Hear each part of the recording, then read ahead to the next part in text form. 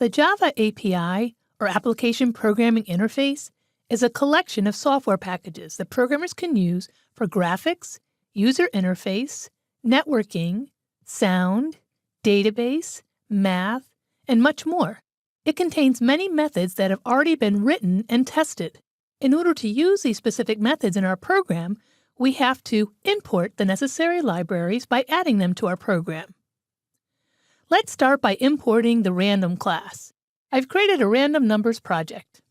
On line 7, I'm going to import the random class.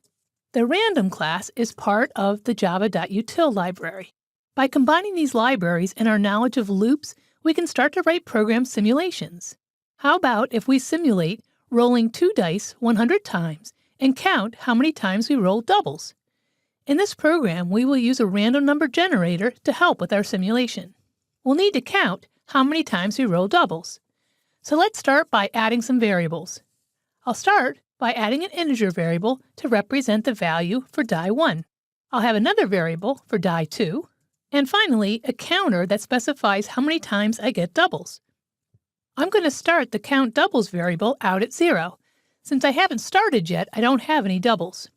Next, I need to create an instance of the random class. Similar to what we did with the scanner class, I'm going to type in the name of the class, which is random. I'm going to give it a variable name. I'm going to use rand to represent my random number generator.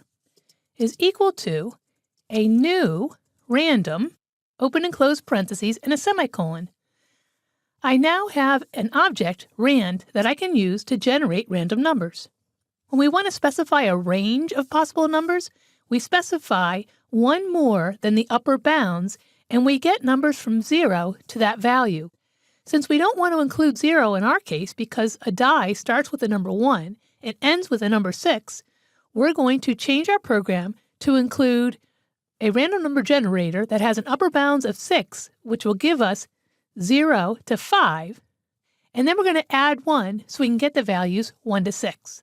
We decided to simulate the die by rolling them 100 times.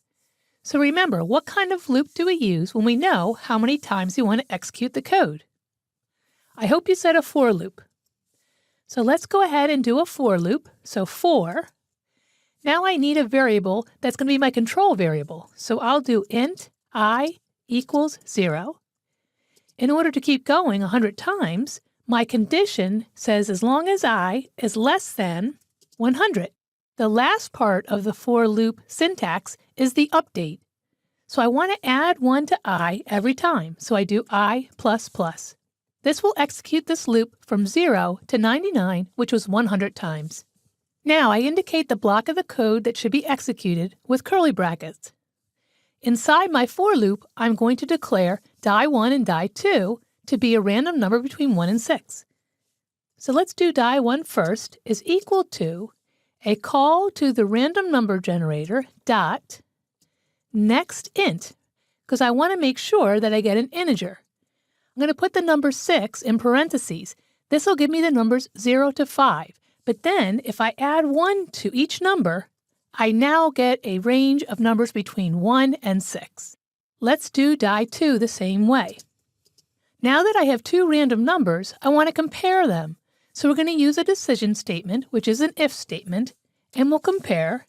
And we're going to say if the value of die 1 is equal to, remember, to compare 2 values, you have to use the equals equals. So if die 1 equals die 2, meaning that we rolled the same value, then I am going to add 1 to my counter variable, count doubles plus plus. Plus plus is an abbreviation for adding 1 to the value of that variable.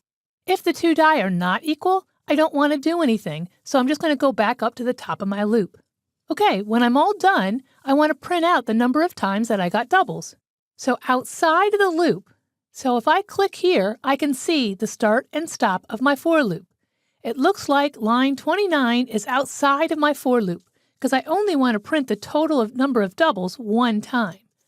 I'm going to do system.out.println, and I'll say I rolled. I want to add the number of doubles that I rolled, count doubles, plus again, and I'll put the word doubles. So when I run the program, it'll replace count doubles with a number, and it'll say, I rolled 50 doubles, or whatever the number is. Okay, I think we're ready to test this. I'm going to go ahead and run it. It looks like the first time through, I got 19 doubles. The way that we have it set up is we can run it again without changing anything, and because it randomly generates each die, I should get a different number. This time I got 13. Now I got 18. As you can see, the number of doubles ranges somewhere between 13 and 18 so far, but the numbers could change if I keep testing. The random number class is included in the java.util.random library. For more information, refer to the Oracle Java doc for detailed information on all the predefined methods available for the random class.